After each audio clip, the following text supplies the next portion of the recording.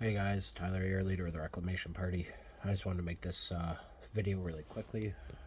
Still pretty sick, so this is going to be a quick one. It is Friday, February 28th, and Donald Trump, J.D. Vance, and Zelensky just went at it on public television.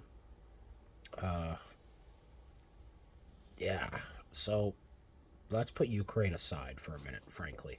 Okay? Man, guys. Alright, this is a bad one. This, at least to me. Now, you can disagree if you like, of course. But to me, this looks like we're going to have some very tough negotiations when it comes to not having tariffs increasingly put on Canada. Donald Trump is, I hate to use the word unhinged, but he is very sunk deeply into his own personal beliefs of what is fair and what is right and what is currently actually going on and so on. So I think that Canada needs to be extremely concerned at exactly what's going on there and what we just saw, and understand, at least the Canadian public should quickly try to become as aware as possible that it's highly likely that no matter whether you're talking about the current Liberal government as they stand at this exact moment on February 28th, or whether you're talking about a potential Conservative or Liberal government next to come, the negotiations are going to be extremely, extremely difficult, if not impossible, frankly. Where does the Reclamation Party stand? Pretty much we stand at that we should negotiate and work with Donald Trump as best we can, despite the frankly concerning and ridiculous things out of his mouth. But at the other end of the spectrum as well, I would say that it doesn't mean we have to be Donald Trump's friend. I have no interest in being Donald Trump's friend, but I also have no interest in being his enemy. I would say that, frankly, we have a slightly similar opinion on the fact that he says he's for the United States. I'm for Canada. I frankly am not interested in what he's doing domestically in the United States. It's not my problem. Okay. My problem is the tariffs. We should not put counter tariffs on Canadians. That's number one. That is only going to hurt us when it comes to the Canadian consumers like me and you. And the other thing as well is that we should be targeting oil. Now, I agree with Daniel Smith's concerns about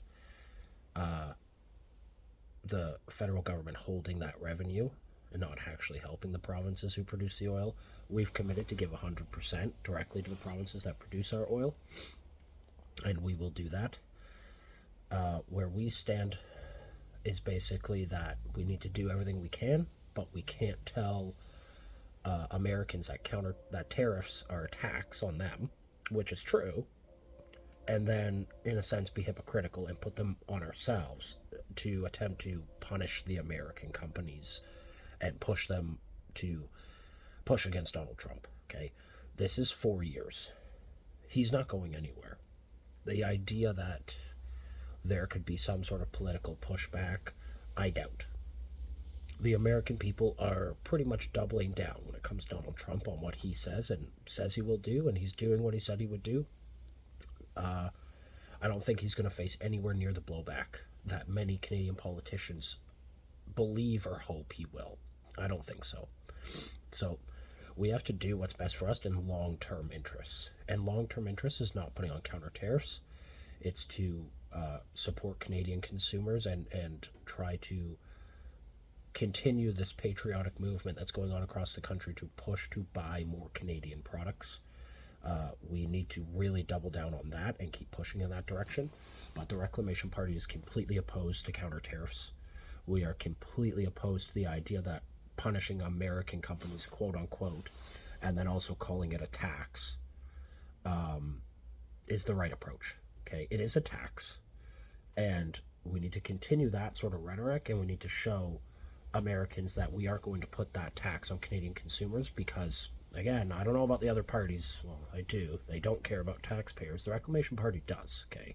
Counter tariffs are going to hurt consumers and taxpayers in every way imaginable, as well as companies. It doesn't matter how you want to break it down, okay? So it's a bad plan. We need to focus on getting Canada on track as an independent in the sense of our petroleum products and everything else. Basically, yeah. So we want to put a 25% sales tax or tariff on oil only. Okay, I don't think I finished saying that when I was saying about Daniel Smith, but that's where me and Daniel Smith we have agreements in the concern, like I said, about the Fed holding the money, but we need to put a tariff on oil or a sales tax. We need to increase the oil in the sense of its cost, because that's the only way that we're going to see any movement in Americans in terms of potentially swaying Donald Trump to relax tariffs on us. But frankly, if I'm being honest right now, again, some people might criticize me and say I'm giving the other parties ideas for how to play this game, but frankly, the leaders right now of the other parties are so far off in some political cloud of who knows what that I doubt they'll ever hear anything I have to say right now and actually listen. So for those of you who actually watch these videos, again, February 28th, 2025, we don't need to put on counter tariffs. It's a mistake. What we need to do is use his own presidential order for tariffs against him. Okay, so he's put it in writing that they need to put counter tariffs on wherever a tariff exists. Now, there's some silly implications for that, like I believe Peter Zion, an American economist, made a joke about, are we going to put a tariff on Colombia that has a tariff on importing coffee, because coffee is what they export. Are we going to put a tariff on them for that, even though, again, the U.S. doesn't sell coffee? Jokes aside, I don't know when it comes to the Americans with that, but at the current moment for his writing, that would appear to be the case. So, 25% tax or tariff, ideally a tariff, frankly, on oil, and what that's going to do is either cause him to not enact the portion of the reactionary tariff back on us for that, because tariff for tariff is basically how it's written, so he'd have to then put a tariff on oil coming from us, so that would double it up.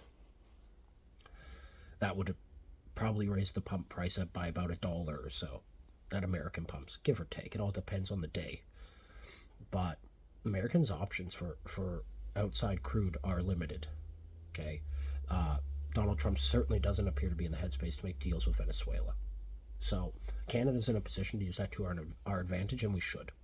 The only way we're going to get the counter tariffs dropped on us, frankly, as far as I can see right now, after the Zelensky and Donald Trump meeting that just went on, especially with J.D. Vance too, who I had some minor hope might have had some sense, but obviously not with what's gone on, because he'll believe obviously whatever he's seeing on Twitter or on YouTube over what's most likely the reality.